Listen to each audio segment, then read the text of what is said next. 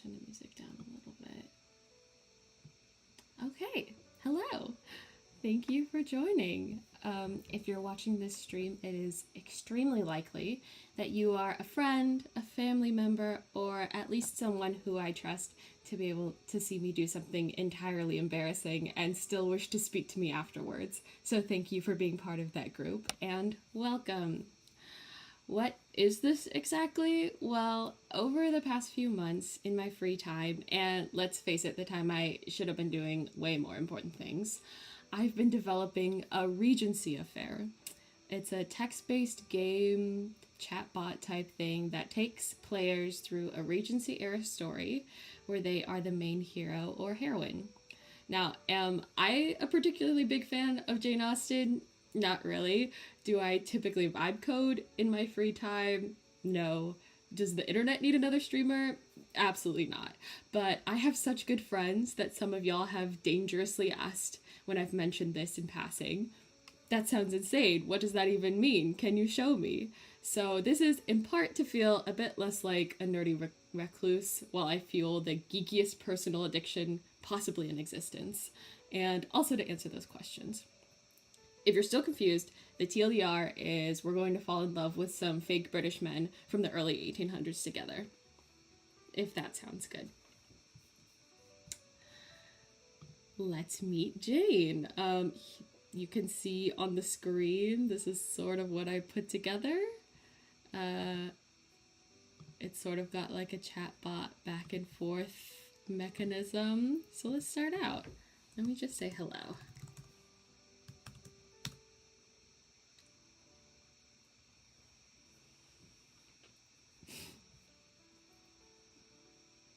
This will give us a bit more of like a breakdown of how the game will operate. I've also been thinking of some scenarios that we could go through from the many that I've done on my own over the past couple of months, but can come up with one together too. I'll also do some dramatic readings, not even remotely in a British accent. A very warm welcome, my dear friend. I am Jane, and it is my absolute delight to be your storyteller. Tonight, we are about to step into the world of Regency England, a society of dazzling ballrooms, sprawling county estates, and the sharp-edged wit of the London ton. Our story will be one of ambition, romance, and reputation, drawing inspiration from the timeless tales of Miss Austen herself, where a well-placed whisper can be as potent as a dagger, and a single dance can determine a young lady's future. But every great story requires a protagonist, and that is where you come in. It asks if it's just you. That's something that I built in case someone would want to be delusional and play with me, but we'll just go with one today. So we have to come up with the character's name, their primary goal, what is the one thing they desire above all else in this story, and their primary tension or closely guarded secret. What is the great conflict, internal flaw, or hidden truth? I think I'm just going to prompt us with a simple one. This actually was the first prompt that sort of started the rabbit hole that set me down this crazy path. But I'm not going to use her name because her name was not at all Regency, and in fact quite embarrassing because I just sort of made it up on the spot. But we'll have a new name. Okay, so let's call her what's like a very Regency name?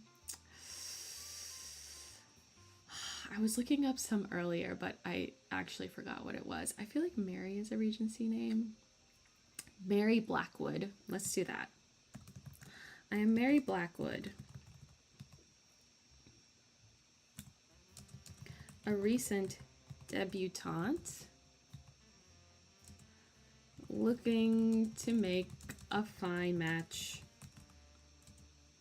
in the marriage market.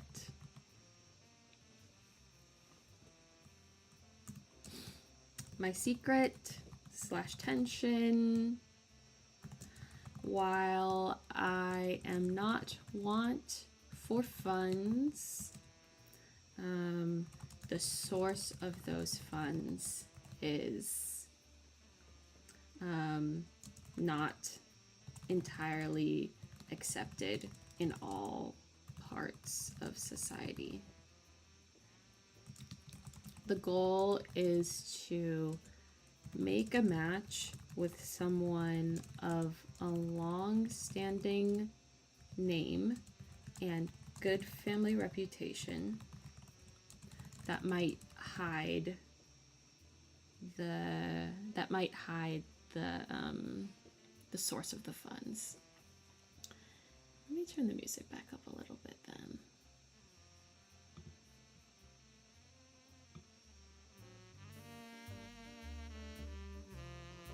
Let me know if that's better on the music. Let's see, it looks like I could also turn it up here.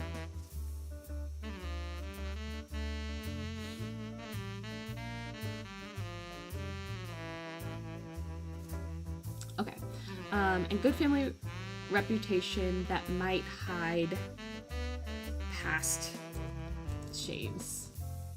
I don't know, I guess it doesn't have to be shameful. That might hide the past.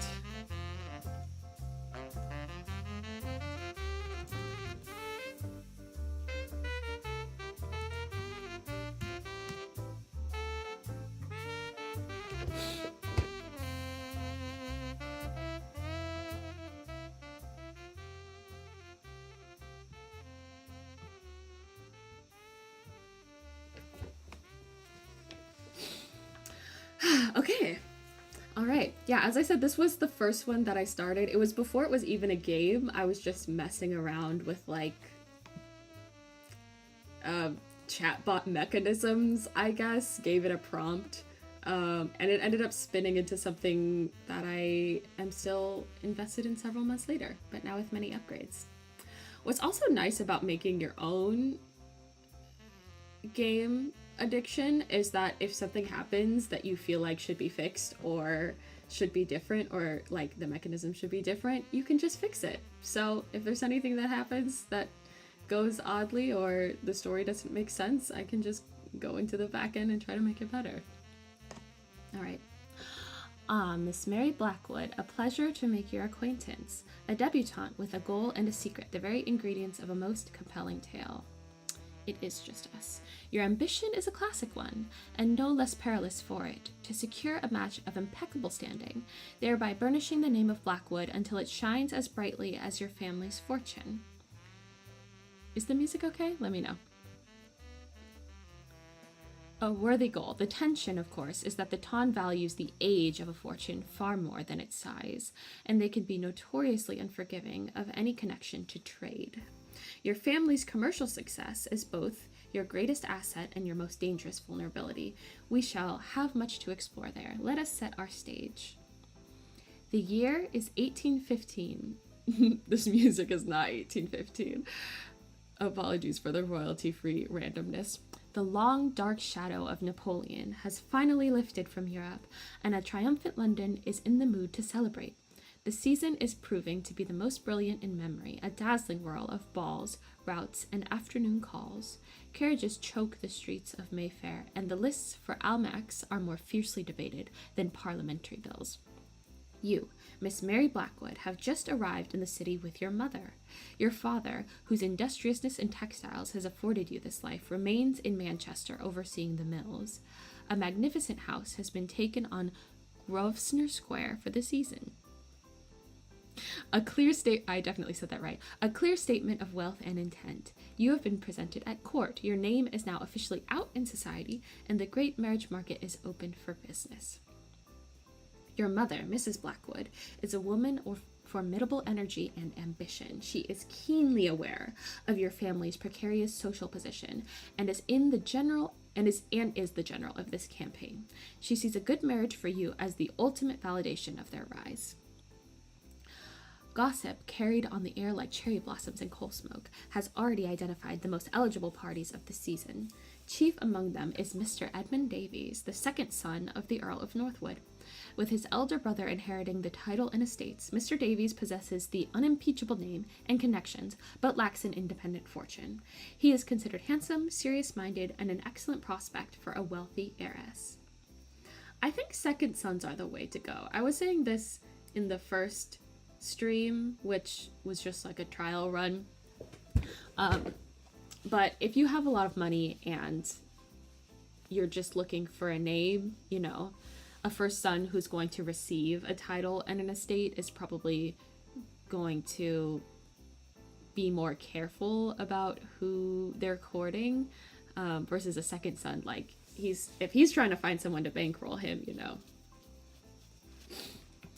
However, you are not the only one with your eyes on the prize. Ooh, Miss Isabella Ridley, the daughter of a baronet, is widely considered the diamond of the season. She is classically beautiful, impeccably bred, and though her family's fortune is modest, her pedigree is flawless. She and Mr. Davies have been seen speaking on more than one occasion. Well, I don't want to steal him from someone. The opinion of society is arbitrated by a handful of powerful hostesses, none more influential than the sharp-tongued dowager, Lady Trowbridge. To be noticed by her is a coup. To be scorned by her is social death. How our story will work. Our tale will unfold in scenes and chapters. At the very top of every response, you will see a header saying the date and location, yada yada yada. I will describe the world, the people you meet, and the situations you find yourself in. I will speak for everyone who is not you. My every turn, however, will end with a question directed at you, asking what Miss Blackwood does, says, or even thinks. The story proceeds based on your lead. We tell Jane next scene when it's ready for the next scene, and now we begin in the first one. At Blackwood House in Grosvenor Square. The morning sun, a rare and welcome guest in London, streams through the tall windows of the morning room, illuminating the fine furnishings of your father's money has procured. The scent of beeswax, fresh flowers, and expensive tea hangs in the air. On a polished mahogany table lies a daunting pile of invitations, each a crisp white promise of opportunity or peril. Your mother, Mrs. Blackwood, stands by the mantelpiece, her expression one of focused determination. She taps a specific card with her finger. It is heavier, the calligraphy more ornate than the others. This, Mary, is the one that matters, she says, her voice low and strategic. Lady Danvers' ball. I told it not to take names from other sources, from like existing literature and shows and stuff, but it does sometimes, unfortunately. But typically the characters are pretty different. I actually don't know if Danvers is one. I think it is.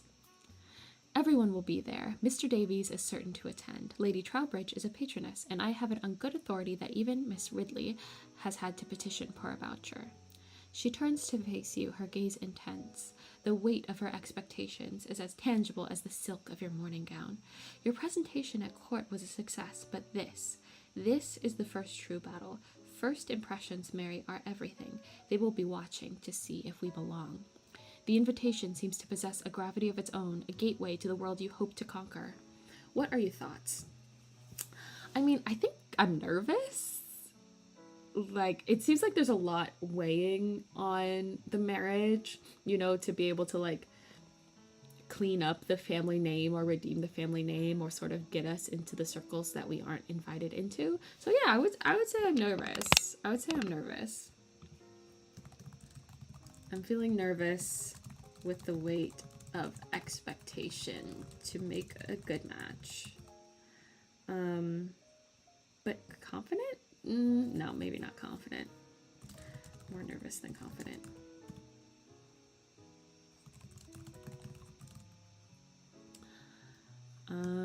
I think I say something simple like, of course, mother. And I will give them something lovely to watch, I suppose.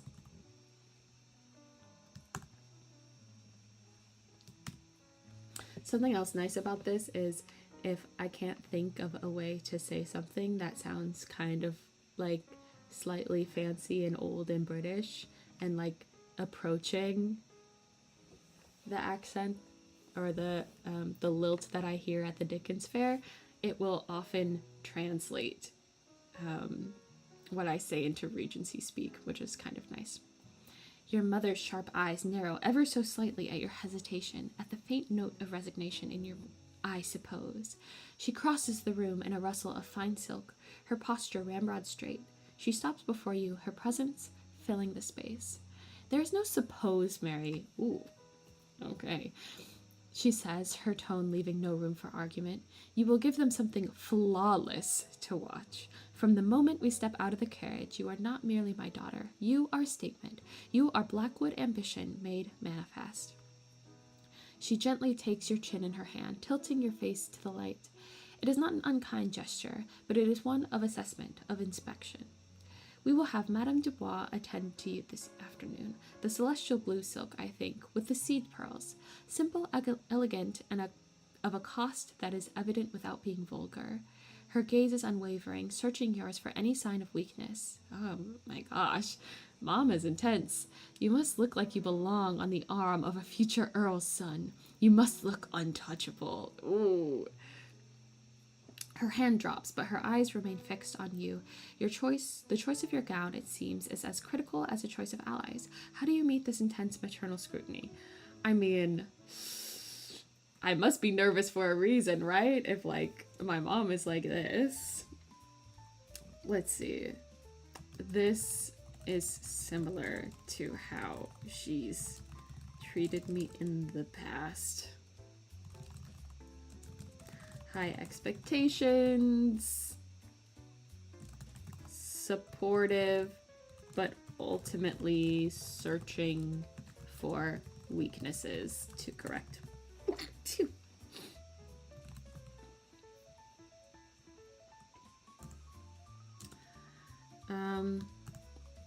Yes, I'm just gonna agree with her. Untouchable, of course. I'm sure Madame Dubois will, or is more than capable of assisting us in that regard.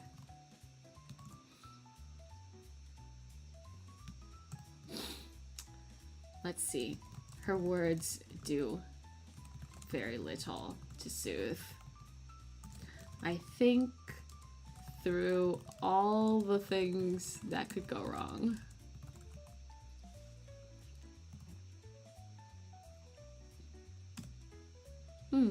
I did not expect her to be so hesitant, but I feel like because, you know, Mother is leaning into closely inspecting and being judgmental, I feel like Mary is someone who maybe knows her mother quite well. Your mother gives a short, satisfied nod. Excellent. Madame Dubois understands what is required. She turns from you and walks back toward the mantelpiece, her mind clearly moving on the next phase of the plan. She picks up a small leather-bound book from the side table, a list of the peerage. But a gown is merely armor, Mary.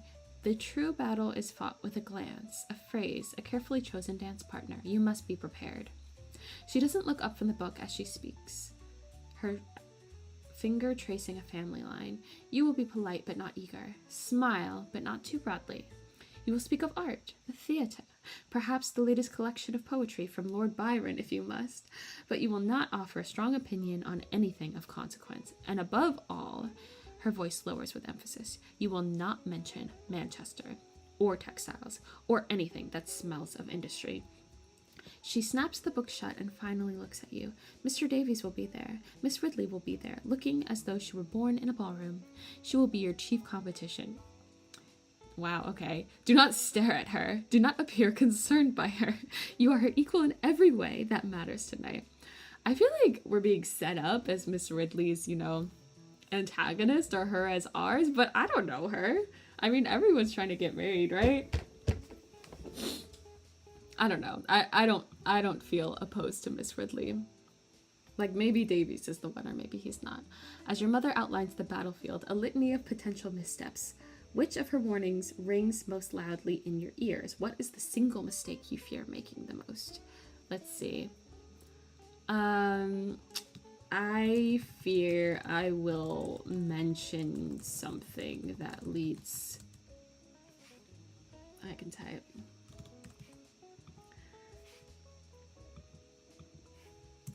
Yeah, I think I'm afraid that I'm going to mention the business, or like I'm going to say something that makes someone think of the business, or just that I'm going to let the cat out of the bag like too early. I think I'm also afraid if my parents brought me up on in this sort of industrious world versus the ton and like the gentry and people who don't work, I think there's probably an attitude that I have about working hard or about business that's like, I don't know, like supportive and industrious, and basically I would be afraid that people would see that as like overconfidence, or would see it as being unladylike or something like that. So I'm going to say I feel we'll mention something that leads people to question the source of our family inheritance, or that in, let's see, in my personality coming out. Does that make sense? Out. It will become clear that I value things like hard work, industriousness, and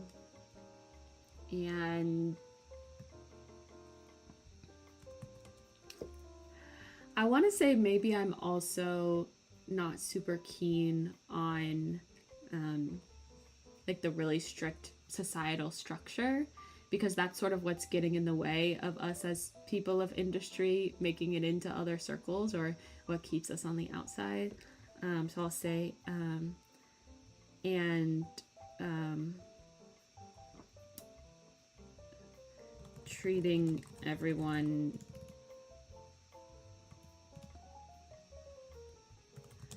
from different societal classes with respect.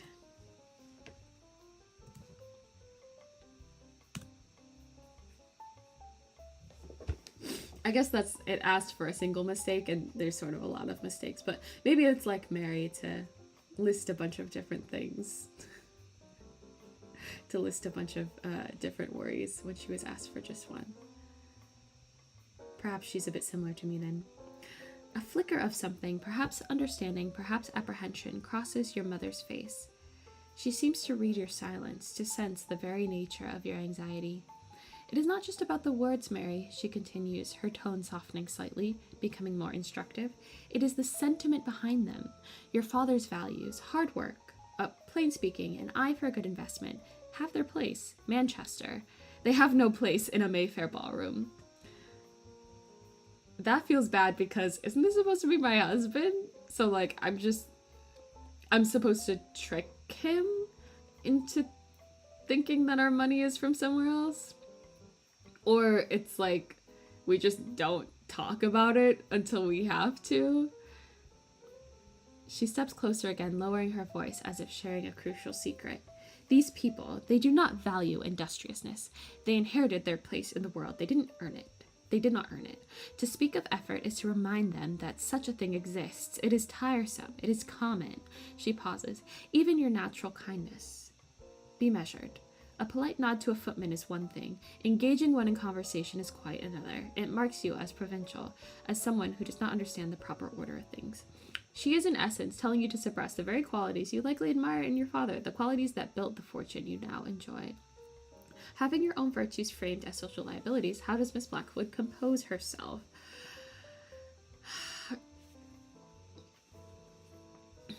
You know, I think it's just gonna go as it's gonna go. My mom is on top of it, it seems like. I'm sure I'm used to following her lead and things. So maybe I'll just try to trust that that will help moving forward, or that will help at this ball.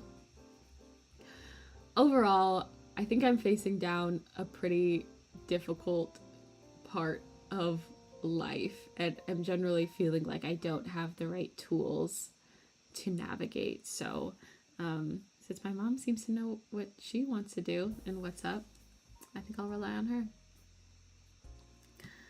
Okay, so what did I all just say?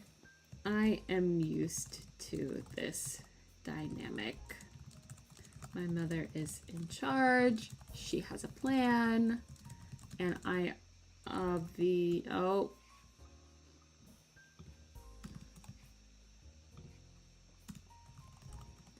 and I obviously don't have the tools to succeed in this arena on my own.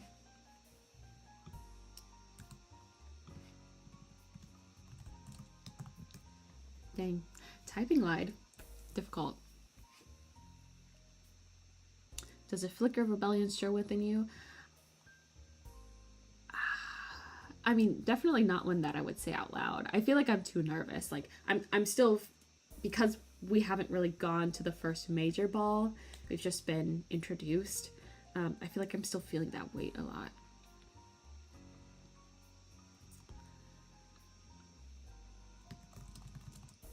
Although I feel like this beginning scene is just a bunch of deference, but I don't know. Maybe we'll see Mary grow over the course of the season. You're right, of course. Oh my gosh.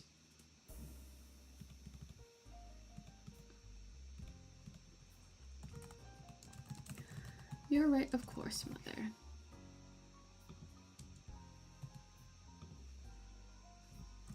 As always, I will do my best.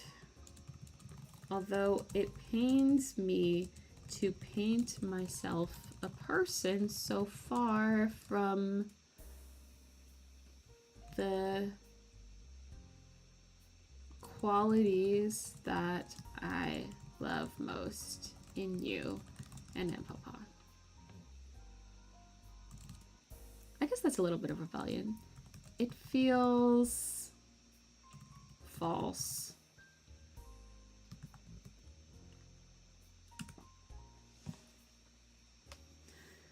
Hopefully she doesn't get mad at me. So rules, no talking to the footmen. Say things that make you sound like you've been rich for a long time. Pretend you like social hierarchy. A brief, uncharacteristic silence hangs in the air. Your mother's severe expression softens for just a moment, a rare glimpse of the woman beneath the general. She reaches out and smooths a stray lock of your hair. I know it feels false, my dear, she says, her voice losing some of its crisp, commanding edge. But think of it not as a falsehood, but as a costume. Oh, better. Meet my life partner in a costume. A role you play for a short while. We are playing a part to secure a future where you need never play a part again. A future where the name Blackwood is so secure, so respected, that you may be as kind and industrious as you please, and society will simply call you eccentric and be charmed by it. She gives your shoulder a small, firm squeeze. The qualities you love in your father and I built this house. Now the qualities they demand from you will secure its legacy. Her logic is a fortress, seemingly impenetrable. She is asking you to make a temporary sacrifice for a permanent victory. With the strategy for the evening laid bare, a performance of effortless belonging, how do you prepare your mind for the role you must play, or are you ready to summon Madame Dubois and begin the physical transformation for the evening? I think the scene is at an end. I'll wrap it up by saying something like, just something deferential again, like, of course, Mother, but I think, isn't this the person I am to spend my life with? And if so, how can it be a role played for just a plaid? For just a short while. Next scene.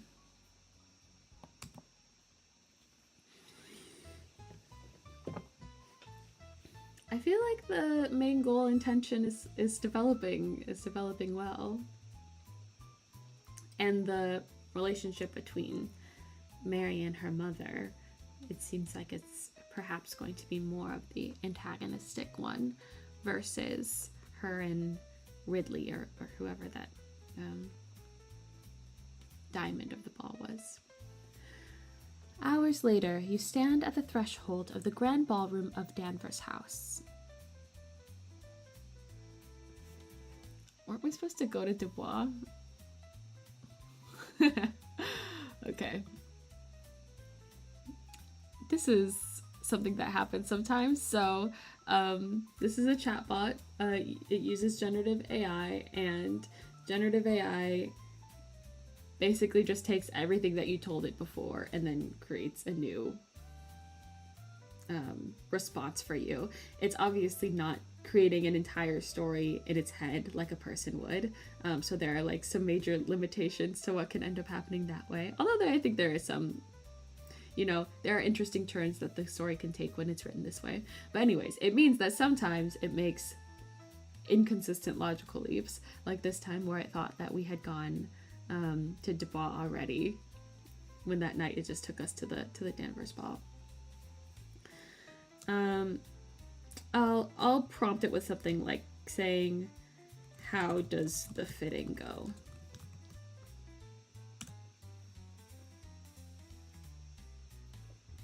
And I try my best to give it more open-ended prompts when it makes sort of a leap like that to stop it from happening again versus prescribing. Although, as I go on, I tend to be more prescriptive than in the beginning, especially when I can tell that there's like a story beat that makes sense, or there ends up being like too many open-ended threads. Anyways, this is very abstract, but it will make sense once the story gets to that point.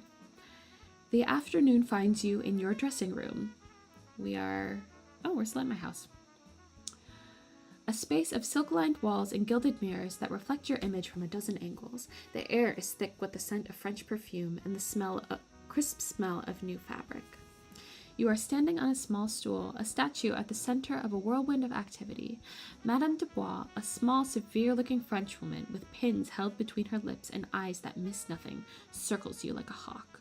Her fingers, quick and deft, pinch and smooth the celestial blue silk of your gown. Your mother stands near the window, arms crossed, observing every detail with an eagle's focus. The gown is, by any measure, a work of art.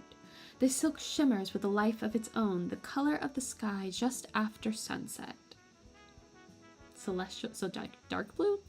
Thousands of tiny seed pearls are embroidered along the neckline and hem, catching the light like captured stars. It is the very picture of youthful elegance. It is also, as your mother intended, staggeringly expensive. The line is perfect, Madame Blackwood, Madame Dubois says, her voice muffled by the pins. She steps back, tilting her head. It speaks of innocence, but an innocence that understands its own value. The waist, Madame Dubois, your mother counters, ignoring the poetry. Is it secure? She must dance without a single moment of concern. But of course, the dressmaker gives a final pat to a fold of silk. It is a triumph, as fine in its own way as the gown I have just completed for Miss Ridley. Ooh. At the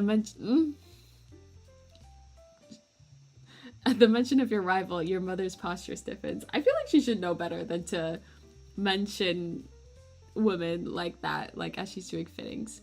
Madame Dubois, seeming to notice this, continues smoothly. Hers is all tradition. Oh, she takes it back. Ivory silk with lace from her grandmother's wedding veil. Oh my gosh. She is setting overtones. Very distinguished, very historical. Yours, she gestures to you, is all now. It is fresh. It is the future. The comparison hangs in the air. Oh, old family against new money, heritage against ambition. As you stand before the mirror, encased in this perfect, costly illusion, what do you see when you look at your own reflection? Is it a stranger, or is it a version of yourself you could learn to become? I think we're not used to going to balls that much. Did I say that earlier? Maybe I said that earlier. I feel like we're not used to this. Let's see. Though my family has been successful in business for a long time, I am not used to this level of dress. nor the extravagance in event. Does that make sense? I see the person my mother suggested I be earlier. In a role, very wealthy, content with all the things that eligible man would expect of me.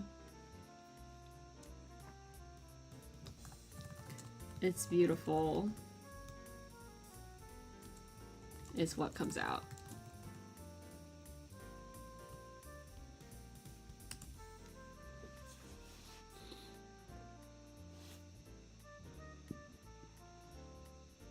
But honestly, she took lace from her grandmother's wedding veil and put it in her dress. Like, just to, you know, just to subtly let people know that she's on the market. Interesting. Your voice is quiet. Or I wonder if it even was her choice, you know, maybe that's her mother doing it as well. Likely. Your voice is quiet, a simple statement of fact in the charged atmosphere of the room. Madame Dubois beams, her face crinkling around the pin she has now removed from her mouth. Beautiful is the word, mademoiselle, but it is more than that. It is formidable. When you enter the ballroom, no one will be able to look away. Miss Ridley is history. You are tomorrow. Okay, that's kind of a mean thing to say to someone who, or about someone for whom you also made them a dress. But I think she's mostly saying this for my mom. Your mother, however, cuts through the dressmaker's effusive praise with a single sharp sentence. Formidable is what we have paid for, madame. Ooh, I don't love that. She steps forward, her eyes critically examining the fit, the drape, the way the pearls catch in the light. She's not admiring a daughter, she is inspecting a weapon. It will do, she declares, the highest form of praise she is likely to offer. You may make the final adjustments.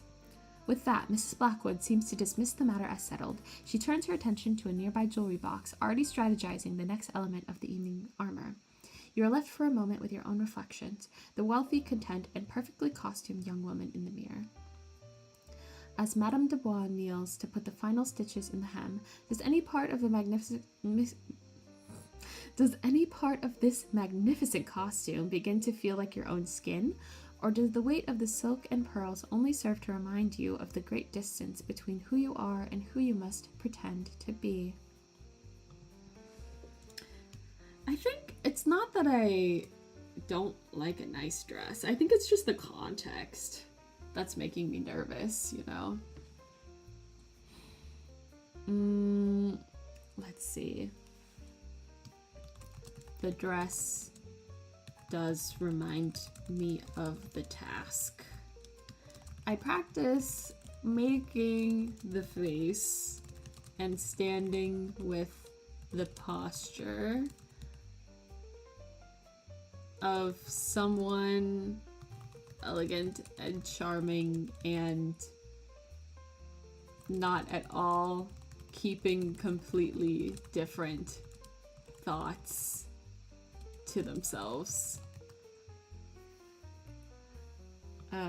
I'll say like inappropriate.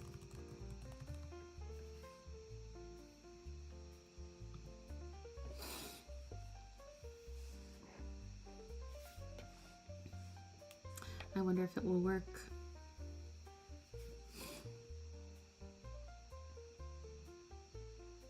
Who's the guy that was on the list before? Mr. Davies, the second son or third son or whatever. I feel like there's got to be more people than just him for us to check out. As you adjust your posture, lifting your chin and schooling your features into a mask of serene, pleasant neutrality, the woman in the mirror shifts. She becomes taller, more poised, a stranger of impeccable breeding. From her position at your feet, Madame Dubois glances up, her sharp eyes taking in the change. Ah oui, you see, mademoiselle, the gown does not just hang, it lives. When you stand so, the silk knows its purpose. Your mother turns from the jewelry box, a string of pearls in her hand. She observes your practiced elegance for a long moment, a flicker of rare, cool approval in her eyes. Just so, Mary, she says quietly, head high, shoulders back, an open expression, but not an inviting one, a look that says you are worth the effort of an introduction. She holds up the pearls. That is the look Mr. Davies will see across the room. There he is again. The compliment, if it can be called that, is entirely strategic. You are not just being elegant, you are being effective. Mother, would you not mention Mr. Davies? I've never even met him, nor him I.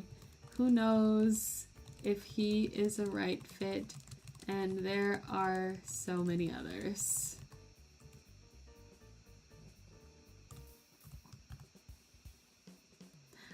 I felt like in her nervousness she was like, wait, stop, you know. Not necessarily being antagonistic, but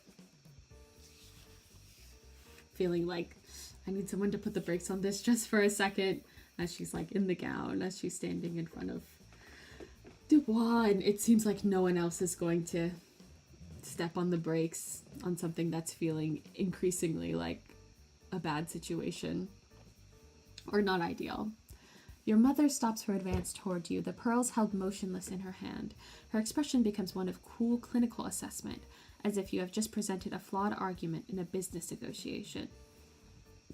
Mary, she says, her voice level and devoid of warmth, Mr. Davies is not a fit. He isn't objective. Ooh, 1 second. I'll be right back.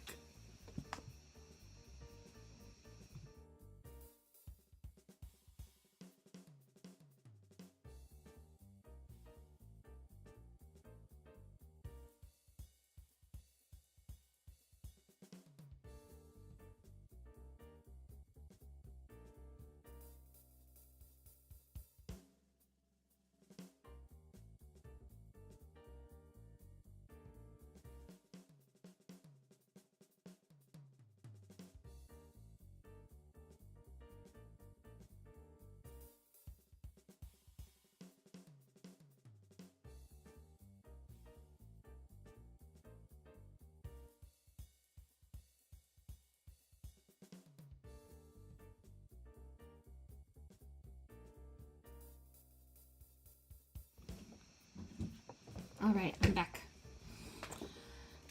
And it seems like I made my mother mad. Your mother stops her advance toward you, the pearls held motionless in her hand. Her expression becomes one of cool, clinical assessment, as if you have just presented a flawed argument in a business negotiation. Oh, I already said that. Mary, she says, her voice level and devoid of warmth, Mr. Davies is not a fit. He is an objective. He is the name we require, and he requires the fortune we possess. It is the most perfect alignment of interests one could hope for in this city. She steps forward and turns you to face the mirror, her reflection appearing beside yours. She gestures dismissively with the pearls. The others you speak of, they are either fortune hunters or of no consequence. They are either fortune hunters of no consequence or titled men whose families would never countenance a connection to Manchester. They are distractions. Mr. Davies is the prize. She carefully fastens a clasp of pearls around your neck. The stones are cool against your skin. A right fit is a pleasantry that may be discovered after the marriage contract is signed. Tonight, your only concern is to be seen as a right fit for his station. As the cool weight of pearls settles against your skin, a final piece of the costume clicking into place, do you accept your cold logic and steel yourself for the mission, or does a part of you still cling to the hope of finding someone more than just an objective tonight? I think my bar is actually lower than finding someone who I actually fit with. You know, I just want someone who, or maybe I'm hoping that Mr. Davies is going to be someone who doesn't find out about what's going on with my family, or doesn't find out what's going on with me too late after he's already married, and then like hates me, and then I hate him, and then we both hate our lives. I feel like I'm trying to avoid that situation. I'm not even looking for someone where I have like special rapport.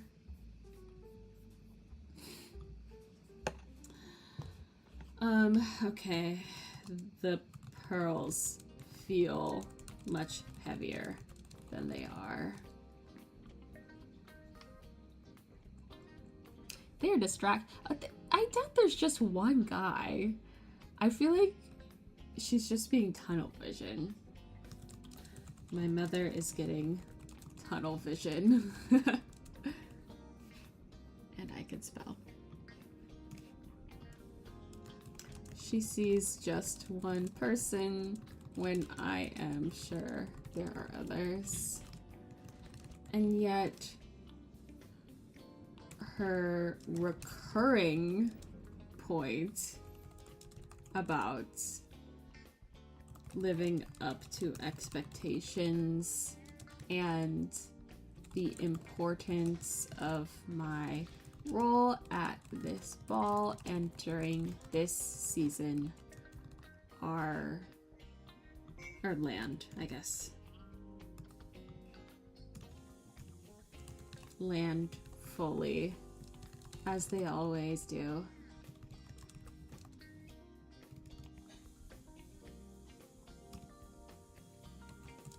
Wait, Dubois is fixing my hem when it's tonight? That seems like a little late. Maybe it's like a final fitting or something. A final fix. Tonight your only concern is to be seen as a right fit for his station. I think about what it would even mean to try to be the right fit for someone I've never met at an event of a caliber I've never attended before, in a new dress and someone else's pearls.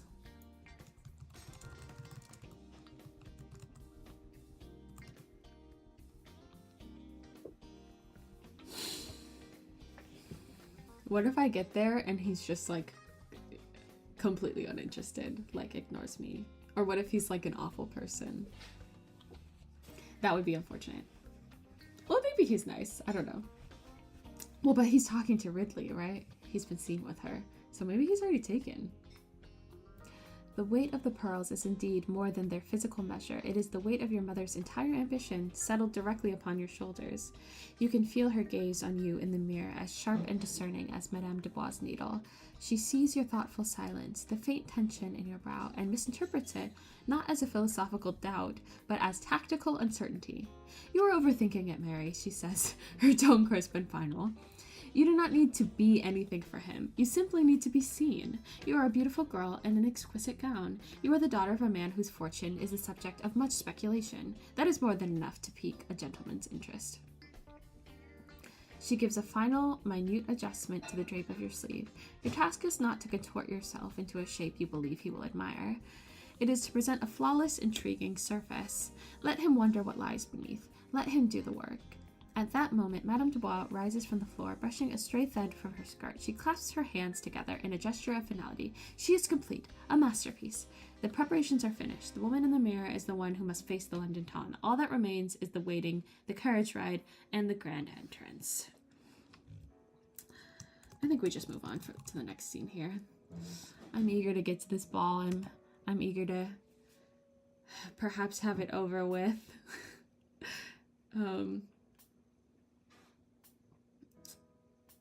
Yeah, I imagine after going through so many, I've played this game in so many different situations so many times before. I feel like for the landed gentry, for people who have no job, they like literally all day they just go to parties and they like marry people off and they gossip, or at least that's how this game has made it turn out to be. Probably in real life people had other things to do, but it does make you think like how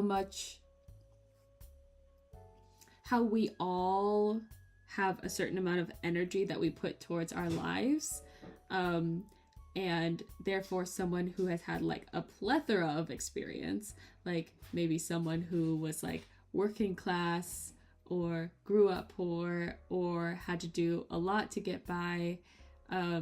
What's important for them is so different than what's important to someone who has grown up with things. And so it's like the energy behind that you put behind the importance of something can be so different. I don't know. Just something I was thinking about the other day after playing this game so many times. Like the worst thing that could happen to someone who is like part of this landed elite is that they would have to like get a job or something, you know? Or the worst thing that would happen to Mary Blackwood is that like her family is still rich, but they would be seen just as like a slightly different, worse type of rich than other people. It's funny. The carriage ride was a silent one, a tense passage through the humming streets of Mayfair. Now the carriage door opens onto a scene of controlled chaos. Link boys with flaming torches cast dancing shadows on the polished lacquer of a dozen other vehicles. The air is cool, but a wave of heat, noise, and light spills from the open doors of Danvers House. A liveried footman bells your names. Mrs. Blackwood, Miss Blackwood, and the sound is swallowed by the din. I'm gonna change this music. This is not...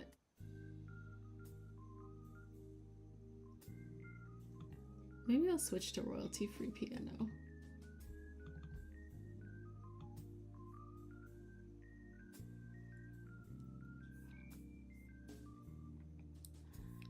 You step inside and the world transforms. Ooh. You are standing at the head of a magnificent marble staircase, looking down upon a glittering sea of humanity. The light of 1,000 candles captured in a cascade of crystal chandeliers reflects off silk, satin, and a king's ransom in jewels. The swell of an orchestra tucked away in an alcove competes with the roar of 100 conversations. It is overwhelming, a dazzling assault on the senses. Your mother's hand is a firm grounding pressure on the small of your back. Chin up, eyes forward, she murmurs, her voice barely audible over the noise. We are not here to be intimidated. We are here to be admired. Her gaze sweeps the room below, not with pleasure, but with the sharp, tactical eye of a field marshal. She subtly directs your attention toward a woman of advanced years seated in a gilt chair near the foot of the stairs. The woman is draped in a dark purple silk and holds a lorgnette to her eyes, through which she appears to be dissecting each new arrival with surgical precision. That, your mother whispers, is Lady Trowbridge. She will have formed an opinion of you before you reach the bottom step. Your name has been announced. The descent awaits. Below you is the London Ton in all its formidable glittering glory. As you begin your descent into this assembly, your celestial blue gown shimmering with every step, where do you direct your gaze? Do you brave a look at the formidable Lady Trowbridge, scan the crowd for a sign of Mr. Davies, or focus on simply navigating the stairs with the perfect practice grace you rehearsed in the mirror? I think, I want to pay attention to what's happening. What do you think? But I think I'm too nervous. You know, there's all of this pressure to get married. There's all of this pressure to find Mr. Davies and make sure that he likes me and that everything goes on well. And then the room is kind of full and overwhelming. I think I'm focused on myself. I focus almost entirely on making sure my steps look confident and my back. Oh, I can spell. And my back is straight.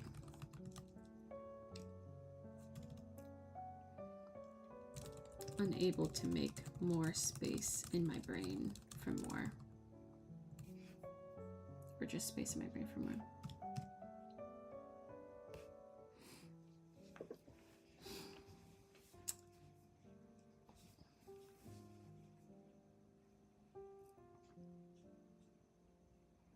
Yeah, I think I'm too nervous to do much else besides try not to say something weird. Try not to look weird. You narrow your world into a single manageable task. The glittering sea of faces blurs into a watercolor wash of color and light. The roar of conversation fades into a dull, distant hum. There is only the cool, polished marble beneath the thin soles of your slippers, the whisper of your own silk gown. Be brave, thank you. The precise angle of your spine. One foot, then the next. Your back is a rod of iron. Your chin is held at the angle your mother dictated. To an outside observer, it is a display of perfect, almost unnerving poise. To you, it is a desperate act of control in a world spinning too fast. As you reach the halfway point, your mother's voice is a low murmur beside your ear. Good. Now lift your eyes, Mary. Let them see your face. A small, serene smile. You are not a statue to be admired from afar. Her words are command, and you obey, raising your gaze from the safety of the stairs. You have navigated the descent flawlessly, but this focus has brought you directly to the foot of the staircase, and, if by magnetic spell, into the orbit of the very woman your mother pointed out. Lady Trowbridge has lowered her lorgnette, but her eyes, small and dark like a sparrow's, are just as piercing. They take in every detail of your gown, your posture, your carefully constructed smile. She is older than you first thought, her face a fine web of wrinkles that speak more of sharp intelligence than of gentle aging. That was kind of mean. They're like, she did not age gently. Mrs. Blackwood, she says, her voice surprisingly clear and carrying. And the new Miss Blackwood, I presume. A most controlled entrance. Oh, she saw me. You know when you try so hard not to be weird and then it makes you weird. Whoops. The word hangs in the air, a perfectly polished stone that could be either a compliment or a critique. Your mother inclines her head gracefully. Lady Trowbridge, how good to see you. Mary is so looking forward to her first London season. Lady Trowbridge's gaze settles fully on you, sharp and appraising. Your mother has opened the conversation, but it is your response that's being weighed. What do you do? How do we respond? We want her to be impressed by us, I guess. We want her to not think that we're weird, but it seems like she noticed that we were being weird on the stairs.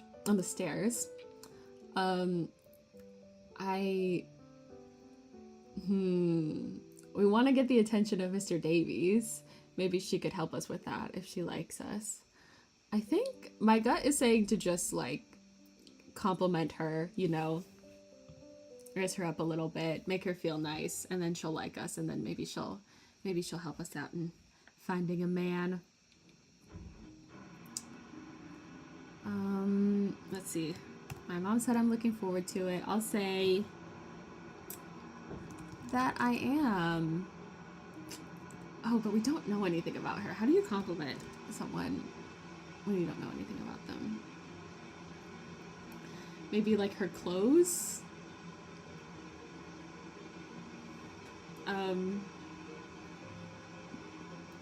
Yeah, I don't know what else.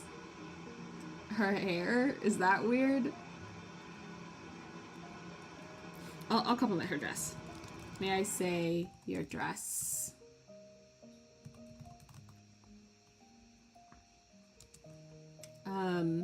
Is magnificent.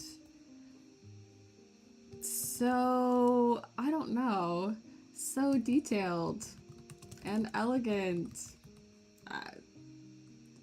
This doesn't sound like a good compliment.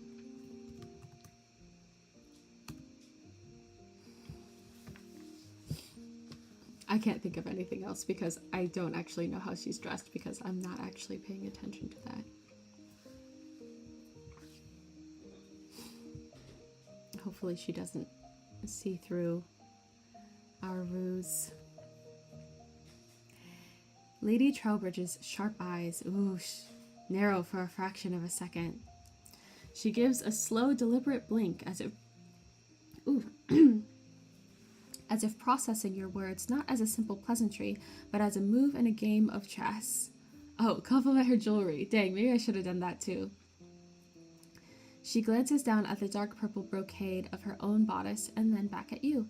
An observant eye, she remarks, her tone unreadable, a rare quality in one so young. Most girls your age are so consumed with their own finery that they fail to notice anyone else's. It is, once again, a statement that could be taken in two entirely different ways. She does not return the compliment. Instead, she presses her advantage. Tell me, Miss Blackwood, she continues, leaning forward just slightly in her chair. You admire detail. What is your opinion of the latest fashions from Paris? So much froth, don't you think? Or are you a devotee of the new style? You are caught. Your mother's primary rule, you will not offer a strong opinion on anything of consequence, is being directly challenged. This is not a question about poetry or the weather. It is a test of taste, of knowledge, and of your place in this world. You can feel your mother's presence beside you, a silent, rigid warning. Well, so here's the thing. If I just say, like, a nothing statement, then I feel like Trowbridge is not going to like me as much.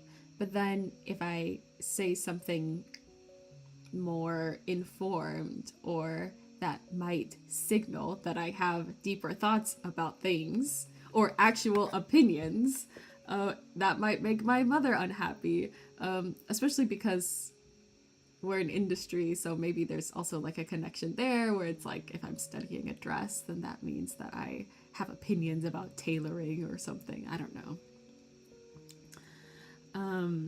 My gut is telling me to appease Trowbridge because, like, my mother has been telling me this whole time that I'm supposed to be like kissing up to people. I don't know. I don't know how to make them both happy. I think of the two, I'm going to say something to Trowbridge. So that means that I need an opinion about French fashion, which I personally, the player, have no idea what the latest fashions from Paris was in like 1815 or whenever we are. It seems like it'd probably be good to agree with her. But then maybe, I don't know. Here's what I think I'm going to do.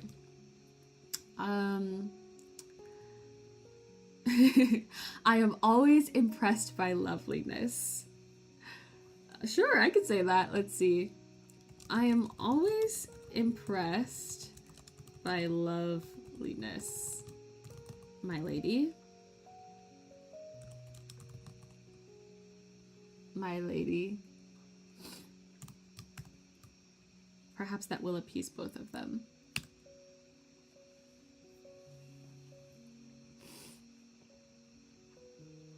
Or maybe she'll think, oh, you like the French style? Interesting. Your new money? Interesting. We'll see.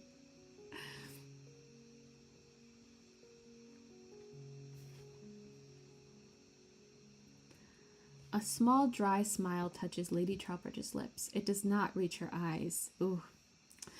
She taps her lorgnette against her gloved hand, a slow, deliberate rhythm. How very diplomatic, Miss Blackwood, she observes. An impeccable answer. One might say it is as well constructed as your gown. Mrs. Blackwood, you have coached your daughter well. Such discretion is a rare and valuable commodity. The compliment is aimed at your mother, but the assessment is entirely about you. You have not failed the test, but you have not exactly passed it either. You have revealed yourself to be well managed, a carefully polished product. I mean, that's better than nothing, right? If someone thinks that I'm carefully polished, that means that I'm not weird. That means that I'm not too outspoken. Before Lady Trowbridge can press with another, perhaps more pointed question, your mother steps smoothly into the slight pause. You are too kind to take such an interest, Lady Trowbridge, Mrs. Blackwood says with a perfectly executed incline of her head. But I must not allow Mary to monopolize you. We must pay our respects to our hostess. Fashion does not make a woman. That would have been a good thing to say. It is a masterful dismissal, polite and unarguable. With a firm but subtle pressure on your elbow, your mother begins to guide you away from the gilt chair and into the glittering crush of the main ballroom. You are free for the moment. The immense room with its dancing couples and chattering groups opens before you. How do we feel? Let's see. I feel relieved that I survived the encounter, but also a bit disappointed as I feel I could have brought sharper insight into the conversation, but was too scared to disobey. I wonder if this will be the rest of my life. Let's see. I finally have enough of a moment to breathe,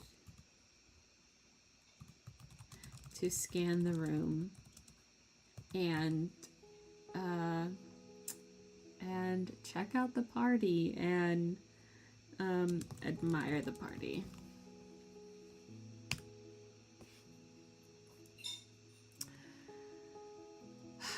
Yeah, so taking a break, looking around.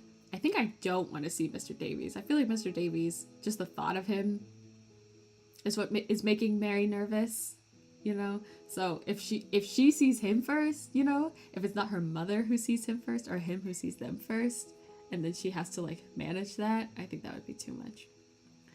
The moment you are clear of Lady Trowbridge's orbit, you exhale a breath you hadn't realized you were holding.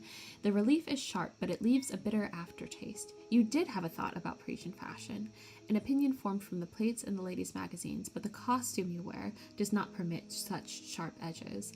The chilling thought follows, is this it? A lifetime of impeccable, empty answers?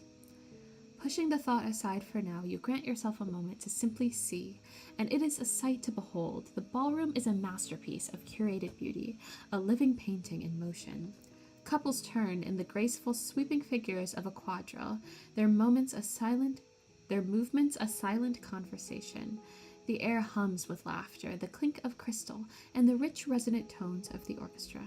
It is a world away from the pragmatic, industrial world that built your fortune. Your eyes inevitably find the ivory gown Madame de Bois described. Miss Isabella Ridley is even lovelier than the gossip column suggests. She stands not far from the dance floor, her posture radiating an effortless grace. She laughs, a light, musical sound that carries even over the din. At something a young officer has said, she is surrounded by a small circle of admirers, wearing her heritage as easily as she wears her grandmother's lace. She belongs here, utterly and completely. A short distance away, leaning against a marble column and observing the dancers with a detached air, stands a gentleman who can only be Mr. Edmund Davies. He is handsome, certainly, but in a quiet, thoughtful way that is almost jarring in the glittering crowd. His dark hair is slightly unkempt, and his expression is more serious than celebratory. He is listening intently to an older gentleman, his brow furrowed in concentration.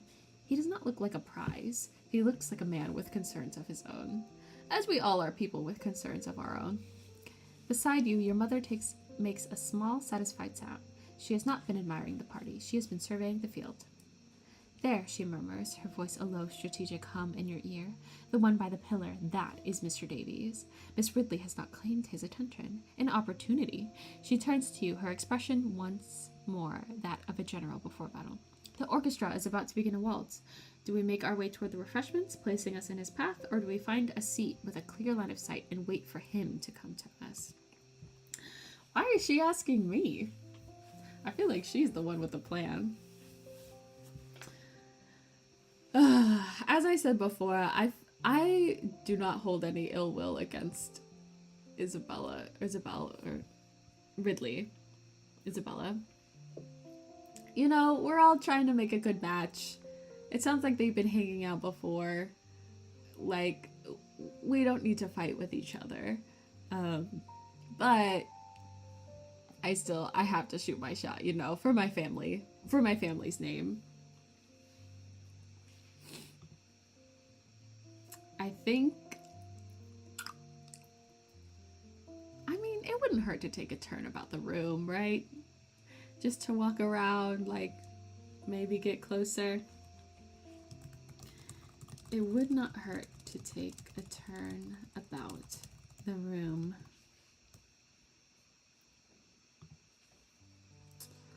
And then I want to write a little bit about what I was thinking about Ridley. I don't love that my mother and Madame de Bois are positing me against Miss Ridley. We are all looking for security. We are all trying our best. It doesn't make sense to fault someone else for it when I am standing here. Is that how you spell your name? It is. It doesn't make sense to fault someone else for it when I am standing here in a false dress with a false expression on my face.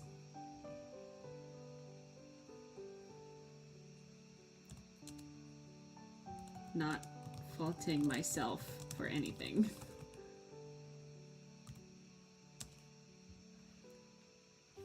I don't say this.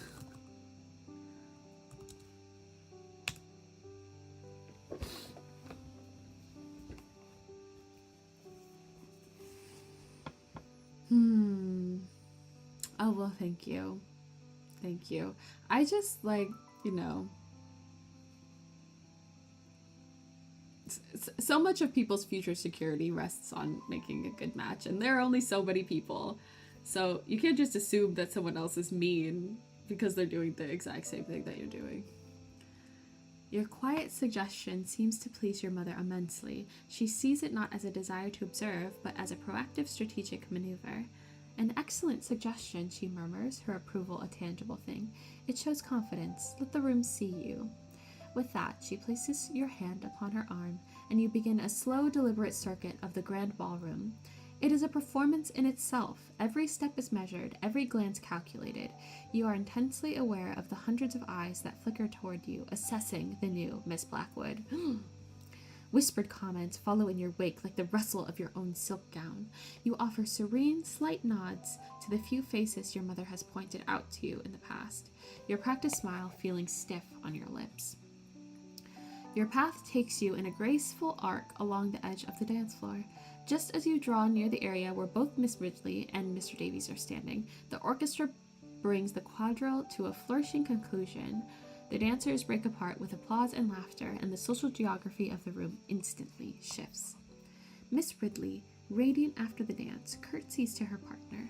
In a moment, she is enveloped by a circle of friends, their bright chatter and easy camaraderie creating an invisible yet formidable barrier. She is the effortless center of a radiant constellation. The dispersal of dancers has also moved Mr. Davies.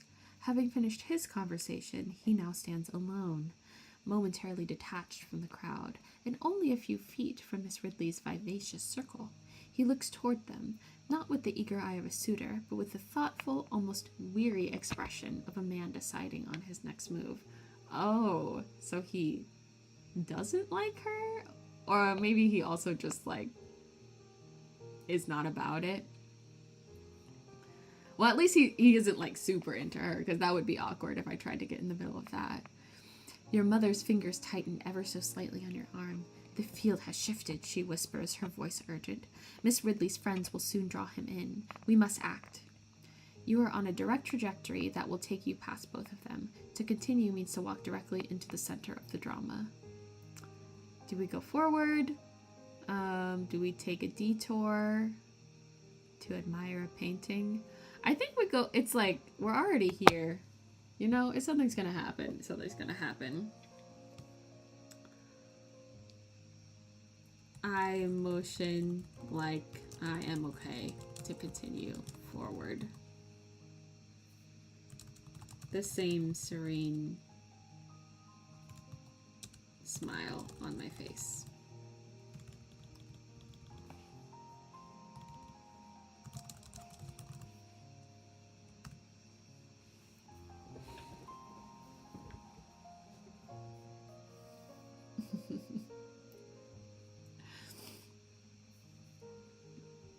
And maybe I'll talk to her and she'll be great and we can help each other out. I don't know. Use my intelligence to impress Miss Ridley. Do I have to impress Miss Ridley? Or Mr. Davies? But do they want it? I feel like they don't want intelligent women. Or that's what my mom is saying. She's saying, like, don't have any opinions. Don't say anything too out of pocket. Don't be too kind to people. You give a slight, almost imperceptible nod to your mother. The serene smile remains fixed in place. You are the perfect soldier, following orders into the breach. You continue your forward momentum. Each step closes the distance. The laughter from Miss Ridley's circle grows louder, a bright exclusionary sound. The serious cast of Mr. Davies' features becomes clear. He is not merely handsome. There is a gravity to him that seems entirely out of place amidst the glittering froth of the ballroom.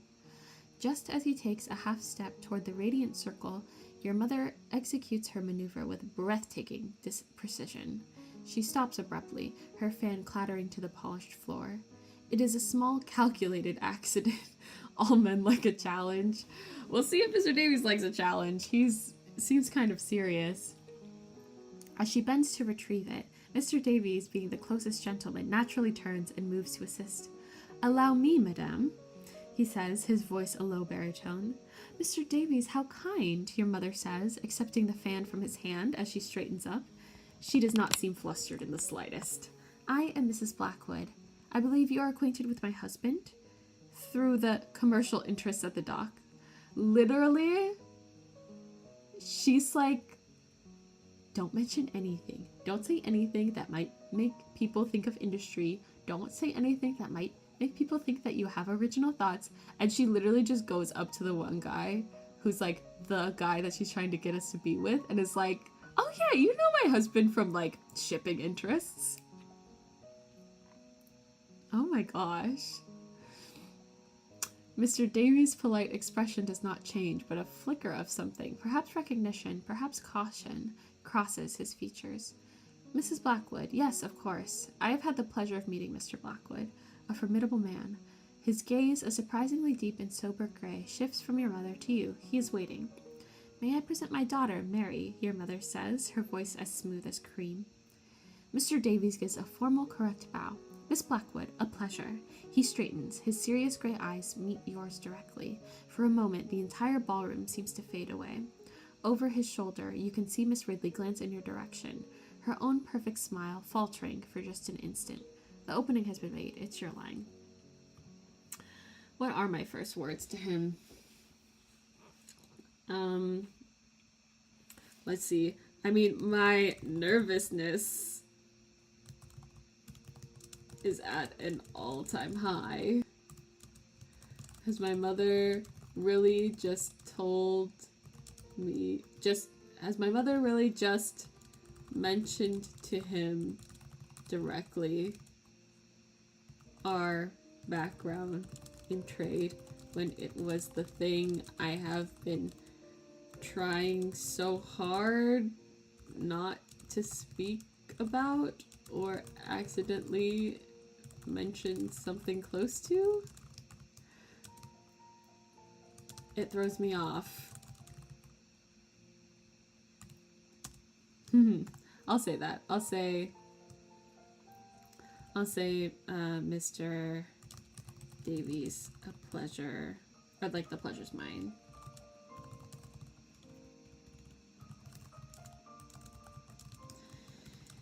It is a beautiful evening.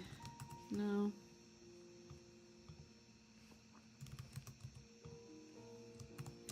I default to a more generic observation as my mind goes blank.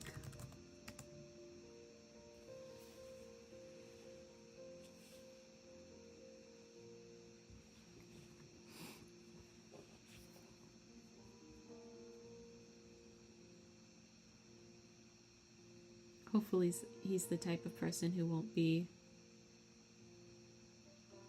feel like turned off or turned away just from generic statements, because that's all I got right now. Your mother's words, so casual, so direct, ring in your ears, a shocking breach of her own most sacred rule. She has deliberately invoked the world of commerce, the very foundation you are supposed to conceal, It's a dizzying, disorienting tactic, and your mind, indeed, goes blank. The generic pleasantry is all you can muster. Mr. Davies' expression does not change. He inclines his head slightly. Indeed, it is, Miss Blackwood. His agreement is polite, correct, and utterly devoid of warmth. The conversation stalls before it has even begun. You have offered him nothing, and he has returned the favor. The silence that follows is a vast, echoing chasm. Before it can become truly mortifying, your mother steps in, her voice a silken thread stitching the moment back together. Mary has a particular eye for art, Mr. Davies, she says smoothly, gesturing vaguely towards a wall of gilt-framed landscapes. She found Lord Danvers' collection of landscapes quite instructive. This is the Danvers Ball, isn't it? I literally just got here, and my mother's like, oh, Mary loves the art here. Mary, tell him about the art. It is another calculated move. She has not only rescued the conversation, but has also handed you a new Savor script presenting you as a young lady of refined and leisurely taste. Mr. Davies turns his full attention to you, his gray eyes patient and assessing. He is about to follow your mother's lead. As he opens his mouth to ask you about the paintings, do you prepare one of the safe rehearsed opinions, or does your mind race for anything more genuine to say about the art? Have I even had time to see any of the art? What's it like? I feel like I need to know what it's like before I have an opinion about it.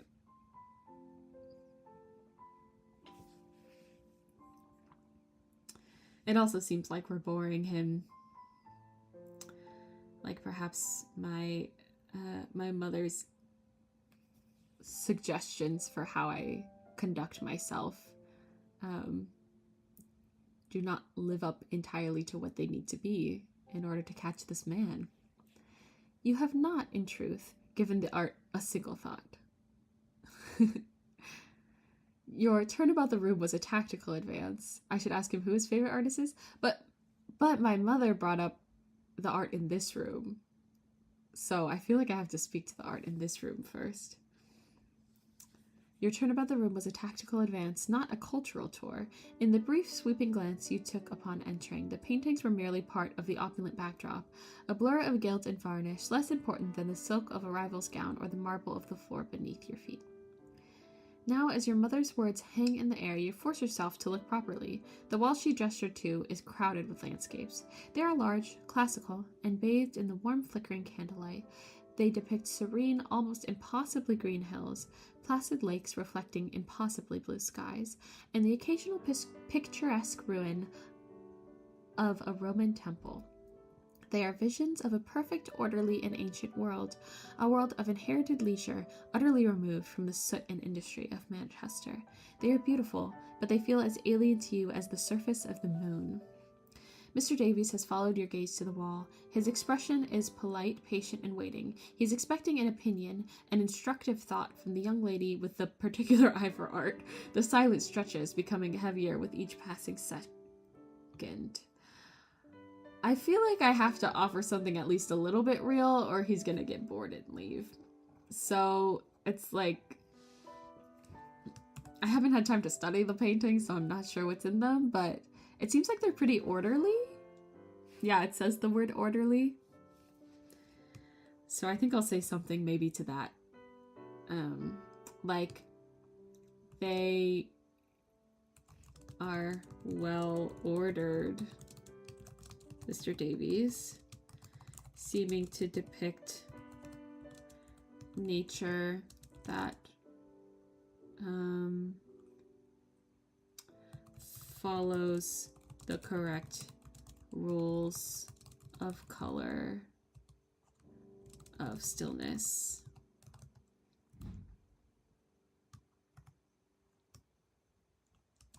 Let's see, I smile, hoping I haven't missed some painting in my quick glance that is nothing like I said.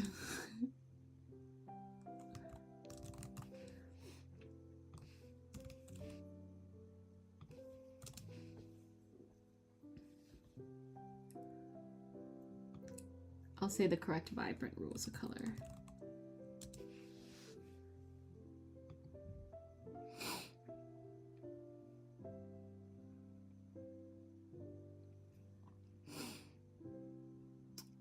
What is my mom doing? Being like, Mary loves the paintings in this room.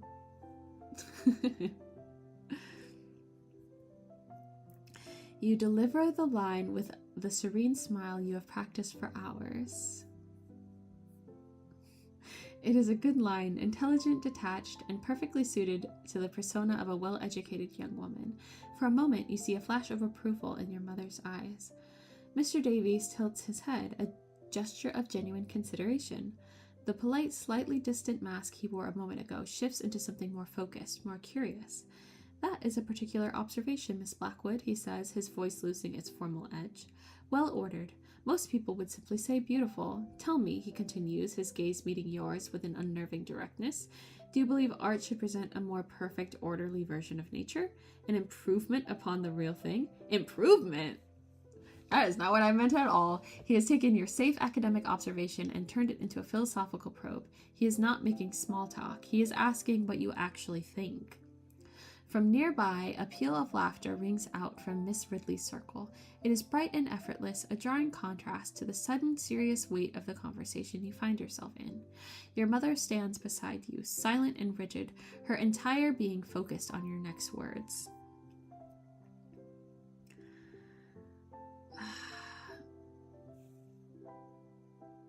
Do you believe art should present a more perfect, more orderly version of nature, an improvement upon the real thing?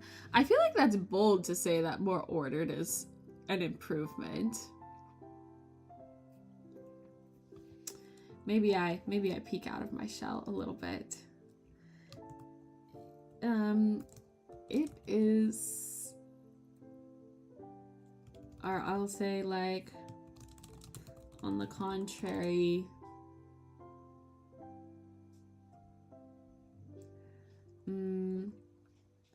how would an orderly version of nature be an improvement?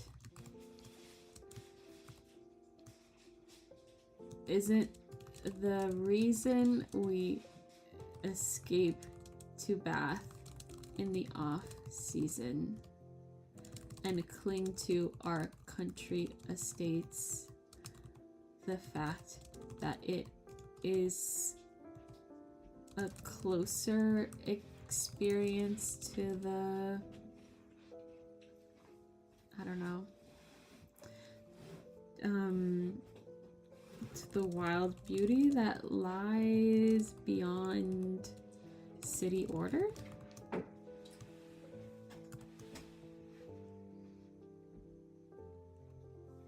That's what I'm thinking of saying. Let's see. I internally smart at the idea that nature being more ordered is an improvement. Let's see. Art is simply an expression of beauty and thoughts and possibilities. Yeah, I could add something like that. Art is simply an expression of thought. Or art, I'll say like art as an expression of thought, however, seems to imply that the artist might agree with you.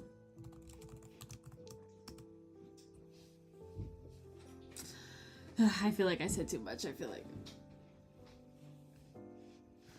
Mother's gonna think I overstepped, but I feel like Davies might appreciate it. It's nice that he asked me what I actually thought.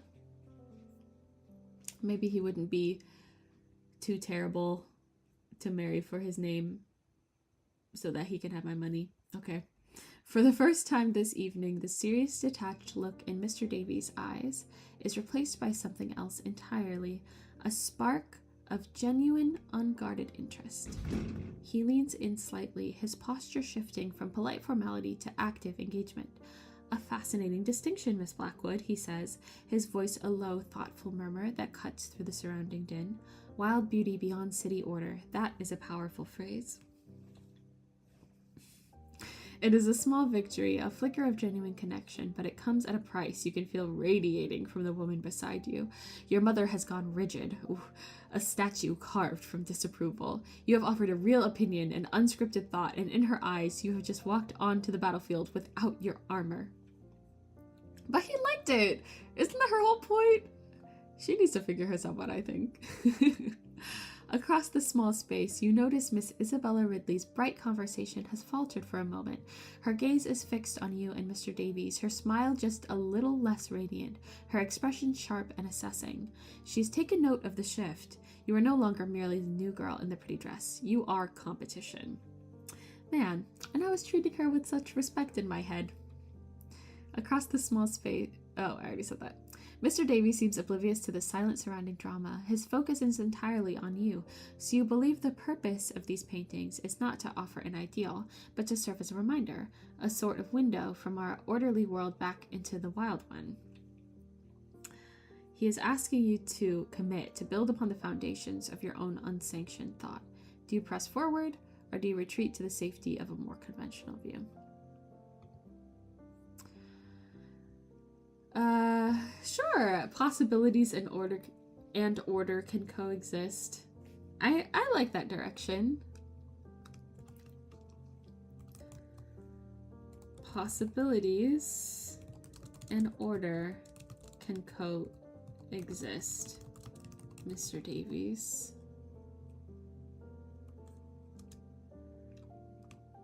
I am not sure what the artist intended.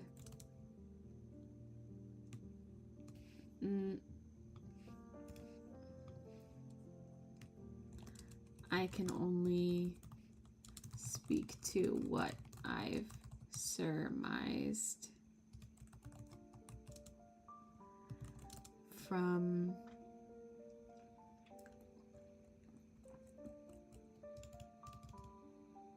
I'll just say what I've surmised. I can ask him a question, I guess.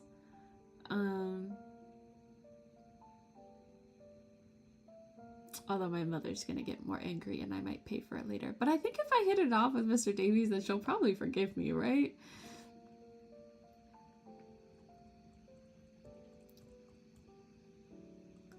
I'll say, and what think you of order and nature? Let's see, would quelling its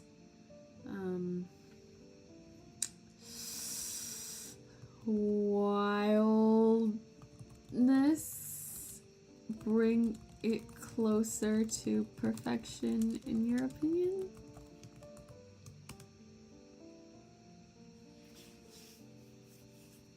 Maybe if I turn it back to his opinions, my mother will also be more happy, because like the focus of the conversation is more on him and not on me, or not on something weird I might say, although she just went straight up to him and then talked about our background, so I'm not sure what's off the table at this point. A genuine small smile finally breaks through Mr. Davies' serious expression. It transforms his face, making him seem younger and more approachable. He considers your question not as a piece of social maneuvering, but as a genuine inquiry. Perfection, he repeats, his voice lowering slightly, creating a small pocket of intimacy in the bustling room. No, I think perhaps safety. Order is safety. The wildness of nature, a storm, a drought, a harsh winter, is a force that can break a man, a family.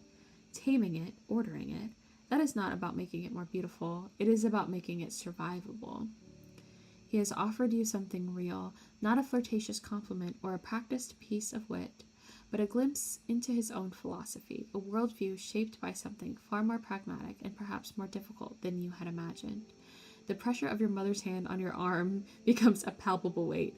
It is no longer a guide, but a restraint. She is a silent, furious beacon of disapproval at this sudden, dangerous turn toward frankness. You dare not look at her.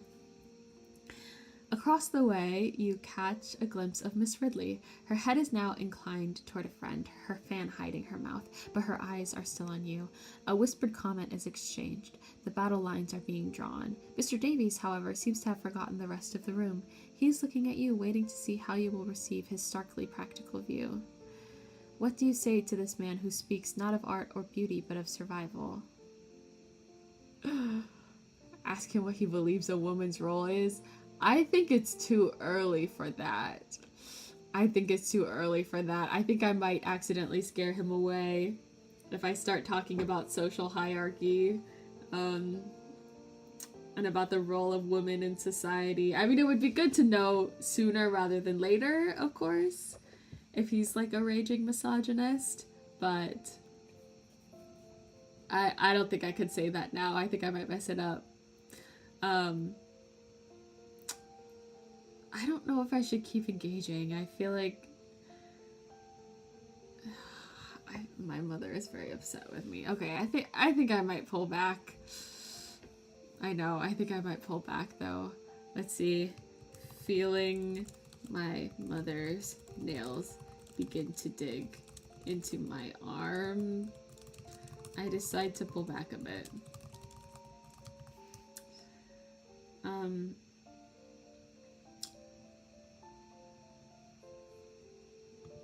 Although, it's interesting he talks about survival. I wonder what past led someone to see nature even portrayed through art as something that required such resilience. Okay, move on to something a little bit more generic. An insightful perspective, Mr. Davies.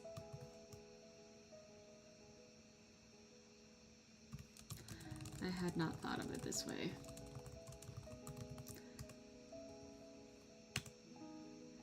Back to kissing up. Just so that she won't be too mad at me.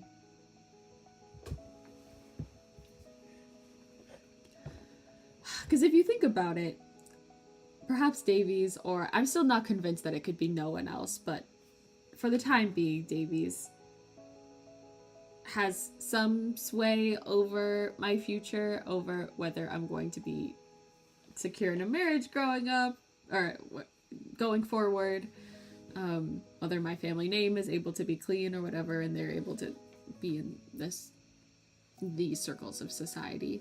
But who has more control over me is my mother. So if I'm going to appease one of them, actually, maybe I take that back, because Mr. Davies sort of would, if it was him, he would have more control over my future. I don't know. It's hard. It's hard. That's what makes it a story. The effect of your words is immediate and absolute. The small, genuine smile he has offered you recedes, replaced by a polite, distant mask. He straightens from his slight lean, and the invisible ball of propriety snaps back into place between you. The brief, fragile connection is severed. Dang. But my mom was gonna, rip my arm off. You're kind to say so, he replies, his tone once again formal and detached. The conversation has been successfully and perhaps fatally concluded. The release of pressure on your arm is as sudden as its application. Your mother, sensing the moment of danger has passed, seizes the opportunity to make a graceful exit. Mr. Davies, you have been most generous with your time, she says, her voice radiating a warmth that is entirely false. But I see our hostess, Lady Danvers, making her way toward the supper room, and we must be certain to pay our respects. She executes a perfect slight curtsy, and with a firm hand now guiding her elbow, steers you away. Mr. Davies offers another correct, formal bow, his expression unreadable.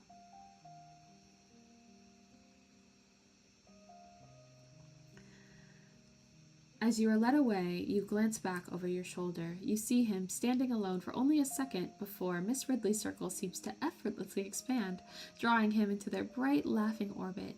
He is introduced, he smiles. Not the small, genuine smile he gave you, but a polite, social one. And Miss Ridley says something that makes him laugh. Your retreat has become your rival's gain. Dun, dun, dun. Okay, I think it is time we log off for the evening. Thank you for joining me for this part of chapter 1 of A Regency Affair. I might do this again next week. We'll see. Part of the hope is that it would sort of curb my current addiction to this game and get me to only play it for like an hour or two once a week. We'll see if it helps.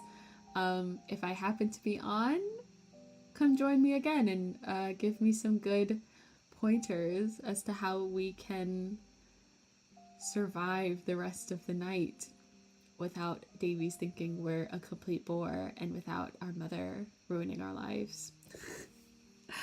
I will see you then, hopefully. Thanks, friends. Bye.